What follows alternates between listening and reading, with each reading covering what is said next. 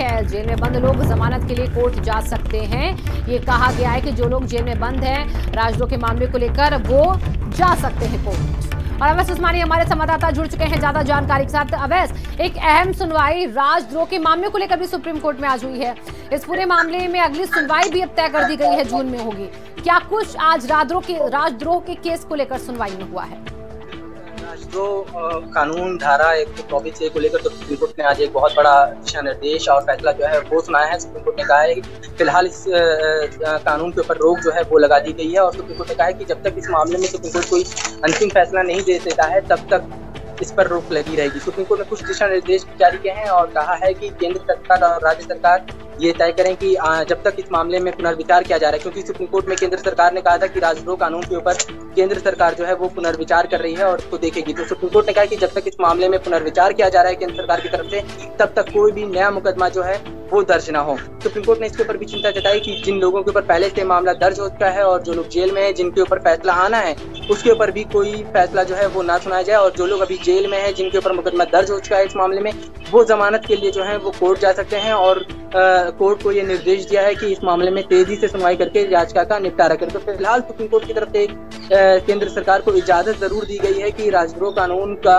जो है उसके ऊपर वो पुनर्विचार करे, लेकिन कहीं न कहीं एक इंडिकेशन भी केंद्र सरकार को दे दिया गया है कि वो इस कानून को जो है वो खत्म कर दें। जुलाई तक का समय जो है वो केंद्र सरकार को दिया गया है और जुलाई के तीसरे हफ्ते में इस मामले में सुनवाई होगी। तब तक केंद्र सरकार को बताना होगा कि राजद्रोह कानून में जो पुनर्विचार केंद्र सरकार की तरफ से करने की बात कही जा रही है या जो किया जा रहा है उसको लेकर क्या कुछ कदम कहाँ तक उठाया गया है और क्या कुछ किया है। अवैस, यहाँ पर पुनर्विचार के लिए कहा है कोर्ट ने राजद्रोह के केस को लेकर, लेकिन ये पुनर्विचार होकर इसको संशोधित किया जाएगा या फिर आपको क्या लगता है कोर्ट इसके पक्ष में है कि इस कानून को खत्म किया जाए? मतलब किस ओर इशारा यहाँ पर कोर्ट का रहा है? जब कल सुनवाई हो रही थी, सॉलिसिटर जनरल ने कहा था कि केंद्र सरकार जो है राजद्रोह कानून के ऊपर पुनर्विचार कर रही है, लेकिन ये कानून देश की संप्रभुता से जुड़ा हुआ है। इसकी जो दंडनीय धाराएं और कानून है उसको खत्म नहीं किया जाएगा, लेकिन पुनर्विचार करेगी। तो साफ तौर पे आज की अगर बात करें, सुप्रीम कोर्ट ने जिस तरह से निर्देश दिया है और कहा है कि जब तक पुनर्विचार चल रहा है तब तक किसी भी तरह का कोई भी नया मामला राजद्रोह कानून के तहत दर्ज न किया जाए। जो लोग जेल में बंद हैं जिनके ऊपर मुकदमा चल रहा है वो जमानत के लिए या अर्जी जो है वो दाखिल कर सकते हैं। और ये भी कहा है कि जिन मामलों में फैसला सुरक्षित रखा जा चुका है उन मामलों में अब फैसला नहीं सुनाया जाएगा। तो साफ तौर पे सुप्रीम कोर्ट ने अपनी तरफ से एक इशारा जो है वो केंद्र सरकार को दिया है कि केंद्र सरकार पुनर्विचार जरूर करे, लेकिन पुनर्विचार जो है वो कानून को खत्म करने के ऊपर ही होना चाहिए। यही वजह है कि अब जिन लोगों पर राजद्रोह का केस दर्ज है वो निष्क्रिय हो चुका है, यानी कि जो भी राजद्रोह के केस में अंदर है, सलाखों के पीछे है या जिनका फैसला सुरक्षित है, वो सबको निष्क्रिय हो चुका है। अब सबको नए सिरे से होगा। बिल्कुल, सुप्रीम कोर्ट ने आज यही कहा है कि जो मामले पहले से दर्ज हैं जिनके ऊपर कोर्ट में निचली अदालतों में पहले मुकदमा चलता है, तो अगर किसी के ऊपर कोर्ट में मुकदमा चल रहा है तो वो लोग जमानत के लिए अर्जी दाखिल कर सकते हैं। अगर किसी अदालत ने राजद्रोह के मामले में किसी भी मामले में अपना फैसला सुरक्षित रखा हुआ है तो वो फैसला नहीं सुनाएगा। इसका मतलब ये है कि सुप्रीम कोर्ट ने अपनी तरफ से कानून को जो है वो निष्क्रिय कर दिया है, कानून के ऊपर रोक लगा दिया। हालांकि सुप्रीम कोर्ट ने केंद्र सरकार को ये इशारा किया है कि वो इस कानून को खत्म करने के ऊपर ही पुनर्विचार करे। जिस तरह से सुप्रीम कोर्ट ने कहा है कि नए मुकदमे जो है वो दर्ज नहीं होने चाहिए, ना ही केंद्र की तरफ से ना ही राज्य की तरफ से। साफ तौर पर ये इशारा केंद्र सरकार को सुप्रीम कोर्ट ने किया है कि इस कानून को जो है वो खत्म करने के ऊपर ही केंद्र सरकार को पुनर्विचार करना चाहिए। हालांकि सुप्रीम कोर्ट में एक हल्फनामा भी केंद्र सरकार की तरफ से दाखिल किया गया था परसों से पहले, और उसमें कहा गया था कि देश आजादी का 75वां अमृत अवसर मना रहा है। ऐसे में प्रधानमंत्री मोदी ने खुद ही देश के पुराने कानून और राजद्रोह कानून को लेकर संज्ञान लिया हुआ है और उसके ऊपर पुनर्विचार कर रहे हैं। प्रधानमंत्री मोदी ने कई पुराने कानूनों को जो है वो खत्म भी किया है। तो इस तरह की बातें जो है सुप्रीम कोर्ट में कही गई थी और सुप्रीम कोर्ट ने कल उस हल्फनामे की लाइनों को पढ़ा भी है और सुप्रीम कोर्ट ने कहा है कि प्रधानमंत्री जो है वो इस मामले में गंभीर है और हम भी चाहते हैं कि इस कानून के ऊपर जो विचार किया जाए वो गंभीरता से विचार किया जाए। यही वजह है कि सुप्रीम कोर्ट ने आज जो दिशा निर्देश दिया है। ठीक है, अवैस, लेकिन एक बात और समझाइए, अगर इस पूरे मामले में पुनर्विचार होता है, संशोधन होता है राजद्रोह के केस को लेकर, तो उसके बाद जिन लोगों पर केस दर्ज है ऑलरेडी, जो जेल की सलाखों के पीछे हैं, तो क्या उन्हें उन्हीं पुनर्विचार, उन्हीं संशोधन के राजद्रोह के केस के दायरे में वापस लाया जाएगा अगर अभी उन्हें इन केसेस से निजात मिल जाती है? शिवांगी, देखिए, आज जब सुप्रीम कोर्ट ने दिशा निर्देश दिया है तो जो लोग जेल में बंद हैं, जिनके ऊपर मुकदमा दर्ज है, जिनका मुकदमा चल रहा है, उन तमाम लोगों को कहा है कि वो जमानत के लिए जा सकते हैं। यानी सुप्रीम कोर्ट ने अपनी तरफ से इस कानून में कहा है कि जिन लोगों के ऊपर भी मुकदमा चल रहा है देश में कहीं भी। हालांकि सुप्रीम कोर्ट ने एक बार ये भी पूछा याचिकाकर्ता से कि इस राजद्रोह कानून के तहत देश भर में कितने लोग जो हैं वो जेल में बंद है, तो सुप्रीम कोर्ट को एक डेटा प्रोवाइड किया गया जिसमें ये कहा गया कि 800 से लगभग 800 के आसपास ऐसे लोग हैं जिनके ऊपर राजद्रोह कानून के तहत मुकदमा दर्ज है। तो सुप्रीम कोर्ट ने दिशा निर्देश में साफ तौर पर कहा है कि जो लोग जेल में बंद हैं, जिनके ऊपर मुकदमा चल रहा है या जिनका ऊपर फैसला आने वाला है, वो तमाम लोग जमानत के लिए जा सकते हैं। जिनके ऊपर फैसला जो है राजद्रोह के तहत सुरक्षित रखा हुआ है, अदालतें वो फैसला नहीं सुनाएंगी। साफ तौर पे ये एक तरह से सुप्रीम कोर्ट ने स्पष्ट कर दिया है कि इस कानून के ऊपर सुप्रीम कोर्ट फिलहाल रोक लगा रहा है। अब नए मामले जो हैं वो दर्ज नहीं किए जाएंगे। सुप्रीम कोर्ट ने केंद्र सरकार और राज्य सरकार को ये कहा है कि जब तक केंद्र सरकार राजद्रोह कानून के ऊपर पुनर्विचार कर रही है तब तक नए मामले जो हैं वो दर्ज नहीं होंगे। अगर किसी के ऊपर नया मामला दर्ज होता है तो वो तुरंत जो है बेल के लिए भी जा सकता है, लेकिन जो लोग पहले से जेल में बंद हैं, जिनके ऊपर मुकदमा चल रहा है, वो भी अपनी जमानत के लिए अर्जी लगा सकते हैं, यानी उनको जमानत का अधिकार जो है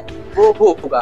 नहीं ठीक है, वैसे देखिए ये तो आपने बताया कि किस तरीके से लोग अब इस केस में जो बंद हैं, मुकदमे हैं, वो इससे दूर हो सकते हैं कुछ समय के लिए जब तक पुनर्विचार नहीं हो सकता है। सवाल यही है कि क्या तब तक ही उन्हें बेल मिलेगी, क्या तब तक ही उन्हें इस कानून से दूर रखा जाएगा जब तक पुनर्विचार नहीं होगा, और जैसे पुनर्विचार हो जाता है, कानून में संशोधन हो जाता है, क्या बाद में फिर से उन्हें पुराने मामलों को लाया जाएगा कोर्ट में? बिल्कुल शिवांगी, ये समझने वाली चीज होगी। सुप्रीम कोर्ट कह रहा है कि जिनके ऊपर मुकदमे दर्ज हैं वो जमानत के लिए जाएं, जिनके ऊपर मुकदमे चल रहे हैं और सुरक्षा फैसला जो है वो सुरक्षित रखा जा चुका है अदालतों में, वो अदालतें फैसला नहीं सुनाएंगी राजद्रोह के ऊपर। और सुप्रीम कोर्ट ने ये भी कहा है कि नए मामले जो हैं वो दर्ज नहीं होंगे। यानी सुप्रीम कोर्ट ने केंद्र सरकार चाहूंगी, हमारे साथ प्रतीक सोमजी जुड़ चुके हैं, सुप्रीम कोर्ट के अधिवक्ता हैं, वकील के तौर पर। मैं जरा उनका रुख कर लेती हूँ। प्रतीक जी, आज जो ये राजद्रोह के केस को लेकर बड़ा फैसला सुप्रीम कोर्ट ने दिया है, वक्त दिया है कि पुनर्विचार करे इस मामले में सरकार, इसमें किस तरीके से आज सुनवाई के दौरान बातों को रखा गया है और आगे किस तरीके से इसमें और क्लॉज देखते हुए चीजों को बदला जा सकता है? पहले सुनवाई हो रही थी सुप्रीम कोर्ट में, तो उन्होंने टाइम बाउंड पैनल के अंदर सेंट्रल गवर्नमेंट को बोला था कि अपना रिप्लाई फाइल करे। सेंट्रल गवर्नमेंट ने कहा था क्योंकि ये बहुत कॉम्प्लेक्स लॉ है, 1860 का लॉ बना हुआ है, तो इस पे टाइम लगेगा इसको रिकंसिडर करने के लिए। जिसपे सुप्रीम कोर्ट ने बोला कि भाई रिकंसिडर अगर आप करना चाहते हैं तो करिए, लेकिन हम जो पूरा लॉ है एज इन टोटो वो हम स्टे कर रहे हैं। तो लॉ को आज पिटीशन लॉ को आज स्टे कर दिया गया है और उसके रिगार्डिंग नीचे जो बेल एप्लीकेशन होगी उसको एक्सपीडिशियसली फास्ट उनको सुना जाएगा, और जब लॉ ही नहीं रहेगा तो उस टाइम श्योर की बेल तब जो भी पिटीशन के अंदर एक्यूज्ड अरेस्टेड हैं वो लोगों को बेल मिलेगी। ठीक है, यहाँ पर प्रतीक जी एक सवाल और है कि यहाँ पर जिस तरीके से जो जमानत चाहते हैं इस पूरे मामले में, वो निचली अदालत में भी जाकर या किसी भी कोर्ट में जाकर अपने आप को राजद्रोह के केस से दूर रख सकते हैं? बिल्कुल, जो कंसर्न कोर्ट है जहाँ पे जुरिसडिक्शन अराइज होती है वहाँ पे वो अपना बेल एप्लीकेशन फाइल कर सकते हैं। और जब ये कानून के ऊपर अभी स्थित है तो इसके ऊपर जो बेल के प्रोविजन है, जो स्ट्रिंजेंट प्रोविजन थे पिटीशन लॉ के, जिसके अंदर बेल मिलना आसान नहीं होता था, उससे वो अभी तो इसके अंदर बहुत आसान रहेगा। अब जो एक्यूज अभी इम्प्रिजनमेंट में है पिटीशन लॉ के अंदर उसको बेल मिलना। प्रतीक जी, यहाँ इस पूरे मामले में देखिए सॉलिसिटर जनरल ने भी कहा है कि हमने राज्य सरकारों को एक मसौदा तैयार करने के लिए कहा है इस पूरे मामले में, तो वो मसौदा कैसा तैयार करे राज्य सरकार? इसको लेकर क्या कहा गया, मतलब क्या चाहते हैं इसमें और क्या चेंजेस हो राज्य सरकारों की तरफ से? देखिए, जब भी कोई कॉम्प्लेक्स लॉ बनता है तो उसके अंदर डेलिब्रेट कंसल्टेशन होती है और स्टेट गवर्नमेंट पार्टिसिपेट करती है, क्योंकि सेंट्रल गवर्नमेंट जब कोई लॉ बिना कंसल्टेशन से स्टेट गवर्नमेंट नहीं बनाती। तो उसी रिगार्ड में हर स्टेट का फीडबैक मांगा गया है कि वो पिटीशन लॉ के अंदर क्या प्रोविजन चाहते हैं, वो स्टेट गवर्नमेंट की कंसल्टेशन के लिए अभी थोड़ा सा टाइम चाहिए सेंट्रल गवर्नमेंट को। ठीक है, यहाँ पर प्रतीक जी, इस पूरे मामले में ये भी देखिए कहा गया है आज सॉलिसिटर जनरल की तरफ से कि जो राज्य सरकारें हैं वहां पर बिना जिला पुलिस कप्तान यानी एसपी या उससे उच्च स्तर के अधिकारियों के परमिशन के बिना राजद्रोह का मामला नहीं दर्ज होगा। तो इसको लेकर भी अब सख्ती देखी जाएगी, यानी कि अब अधिकारी अपनी स्वेच्छा से राजद्रोह का मामला नहीं लगा पाएंगे बिना एक सीधे फॉर्मेट के। पहले सबमिशन था सॉलिसिटर जनरल साहब का, जिनको कोर्ट ने नहीं माना और पूरे कानून को ही स्टे दे दिया। ये पहले आर्ग्यूमेंट के वक्त सबमिशन था कि इसके अभी स्टे ना दिया जाए, और अगर FIR दर्ज होगी तो जो सुप्रीटेंडेंट ऑफ पुलिस होंगे वो कंप्लेंट को स्टडी करेंगे, और अगर उनको लगता है ऑफेंस मेड आउट हो तो वो FIR दर्ज करेंगे। लेकिन कोर्ट ने उस बात को नहीं माना और पूरे जो सिटीजन लॉ है, जो एक्ट है, उसको ही उन्होंने चेंज कर दिया। बहुत बहुत शुक्रिया प्रतीक तमाम जानकारियों के लिए आपका। और अवैस हमारे साथ जुड़े हुए हैं, अवैस का भी रुख कर लेते एक बार फिर से हम। अवैस देखिए, यहाँ पर अब इस पूरे मामले में राज्य सरकारें जो हैं वो भी अब एक मसौदा तैयार करेंगी, ये भी कहा गया है, तो राज्य सरकारों को भी कोई वक्त दिया गया है?